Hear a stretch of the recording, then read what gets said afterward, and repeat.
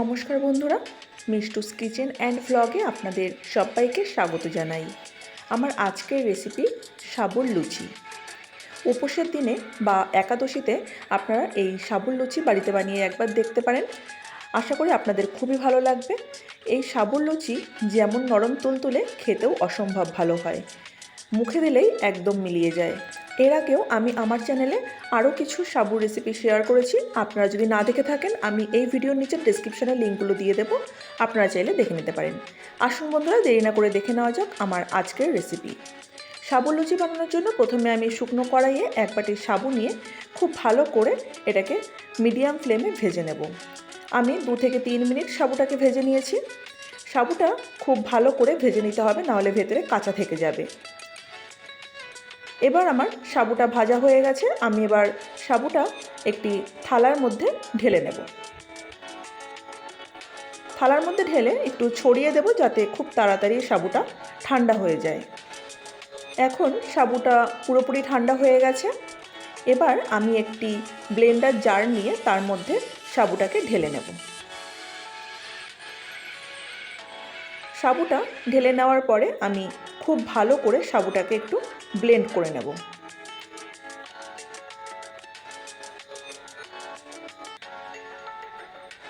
সাবুটা এবার খুব ভালো করে আমার ব্লেন্ড করা হয়ে গেছে।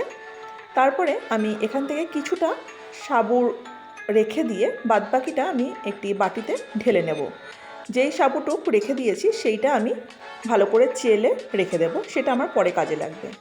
এই বাটির সাবুর মধ্যে আমি নিয়ে নিলাম কিছুটা জোয়ান, আর দিয়ে দিচ্ছি কিছুটা সন্ধক লবণ, আর 1 চামচ দিয়ে দিলাম রিফাইন অয়েল। তারপর খুব ভালো করে সমস্ত উপকরণ একটু মিশিয়ে নেব। মেশানো হয়ে গেছে। আমি আগে থেকে 2টি মিডিয়াম সাইজের আলু সেদ্ধ করে খুব ভালো করে গ্রেট করে রেখেছিলাম।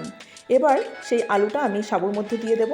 আপনারা চাইলে আলুটা হাত দিয়েও মেখে নিতে পারেন, তবে সেক্ষেত্রে একটু দানা ভাব থাকার সম্ভাবনা থাকে, তাই গ্রেট করে নেওয়াই ভালো।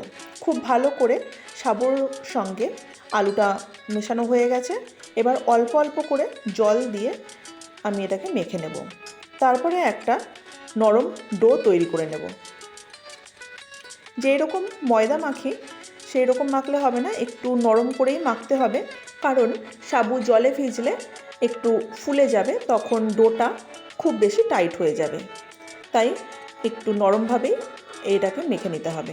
দেখুন, এরকম নরম করে মেখে নিয়েছি। এবার আমি ঢেকে এটাকে আধ ঘন্টা রেখে দেব। ততক্ষণ আমি একটি তরকারি তৈরি করে নেব।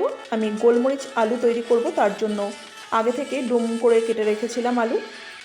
আমি কড়াইয়ে দিয়ে দিলাম 2 চামচ তেল।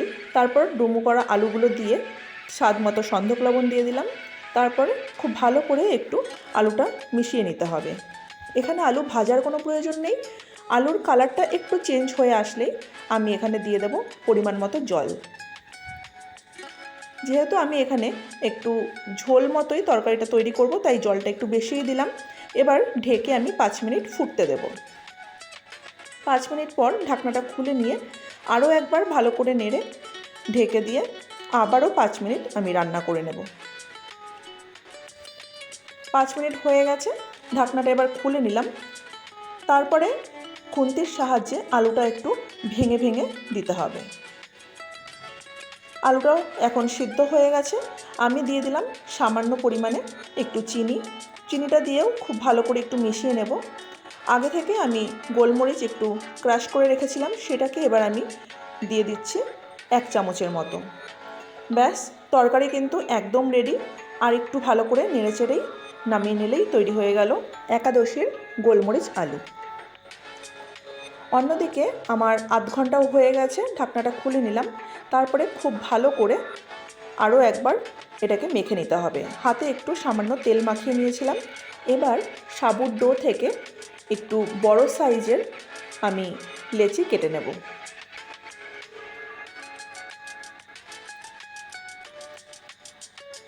দেখুন, এইভাবে একটু বড় বড় সাইজের আমি লেচি কেটে নিয়েছি। আমার মোট 4টি লেচি কাটা হয়েছে। আগে থেকে যে আমি সাবুর একটু গুঁড়ো রেখে দিয়েছিলাম চেলে, সেইটা এবার আমি ছড়িয়ে দিলাম বেলনির মধ্যে। তারপরে খুব ভালো করে এটাকে বেলে নেব। যেহেতু সাবু চারপাশ থেকে একটু ফেটে যাবে, তাতে কোনো অসুবিধা নেই বা ভয় পাওয়ারও কোনো ব্যাপার নেই। এইভাবে খুব ভালো করে এপাশ ওপাশ সাবুর গুঁড়ো মাখিয়ে নিয়ে একটি বড় রুটির মতো তৈরি করে নিতে হবে। বেশি পাতলা করার কিন্তু কোনো প্রয়োজন নেই। এবার একটি বাটি নিয়ে মাঝখান থেকে এইভাবে প্রেস করে দিলেই দেখুন খুব সুন্দর একটি গোল শেপ চলে এসছে। এইরকমভাবেই আমি সমস্ত লেচিগুলো কেটে নেব। এই বাড়তি যে সাবুটা রয়েছে সেটা দিয়েও একইভাবে আমি সবগুলো লুচি কেটে নেব। আমি আগে থেকেই লুচি ভাজার জন্য তেল গরম করতে বসিয়ে দিয়েছিলাম। তেল গরম হয়ে গেছে, এবার একটা একটা করে লুচি দিয়ে এইরকম ঝাঁঝরির সাহায্যে তেলটা ছড়িয়ে দিলেই খুব সুন্দর করে গোল বলের মতো লুচি তৈরি হয়ে যাবে।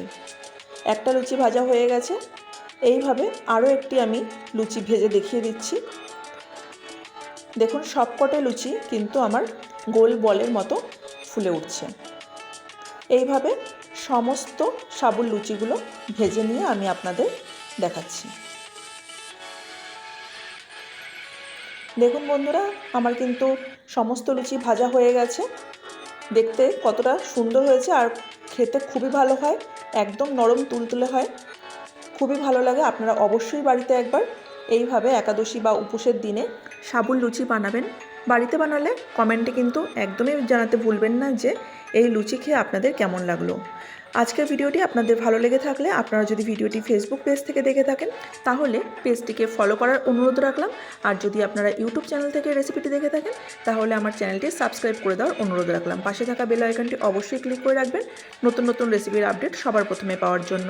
রেসিপিটি ভালো লাগলে নিজেদের আত্মীয় স্বজনদের মধ্যে রেসিপিটি বেশি বেশি করে একটু শেয়ার করে দেবেন। আজকের মতো ভিডিওটি এখানেই শেষ করছি। আবার আসবো অন্য কোনো নতুন রেসিপি নিয়ে। ততক্ষণ পর্যন্ত সবাই ভালো থাকবেন, সুস্থ থাকবেন। ধন্যবাদ।